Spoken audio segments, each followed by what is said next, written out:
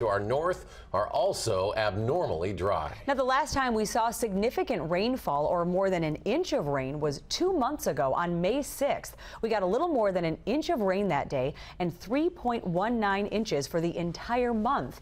The most rain that fell on one day in June was only a tenth of an inch. June's rain total was just 0.31 inches, breaking a record for our driest June ever. We have team coverage of the drought and its impact. Theo Keith spoke with farmers. Mark Levicott spoke with UW scientists about our weather, but we start with Theo. He's in the news center.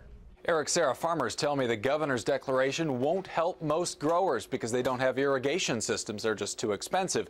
Corn growers are staring at a disaster, possibly a total loss. The critical pollination process starts in a week or two, and it can't happen without rain. These have been difficult times. There's no telling how difficult it could get. At Pat O'Brien's farm in Fitchburg, his 240 cows are feeling the heat.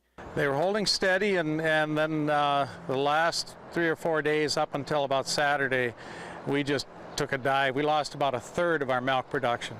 The vet was already out Monday for a checkup. Today I just treated a cow for pneumonia, probably a sign of the heat that we've just gone through. The drought is affecting O'Brien's stockpile of feed. He's concerned about the corn crop that should help replenish it. If we don't have a corn crop, I don't know what we're going to do. We do have crop insurance.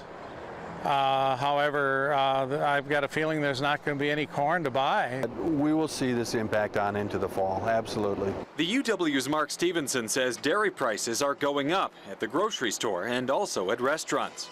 So it does have an impact on purchases. There's no doubt about that. For dairy farmers still hurting from a crisis year in 2009, the heat and drought are a tough task to overcome. It was a bad year for dairy producers, many of whom are only restoring equity now, and this year is drawing on those reserves. So it's been a difficult time period for dairy farmers. Dairy farmers like Pat O'Brien. I was glad to hear when I went to church on Sunday that we were praying for rain. And many of you have asked on Facebook and Twitter how this compares to 1988. O'Brien and a corn grower I talked with this weekend say this year is actually worse, and we've still got most of July and August to go.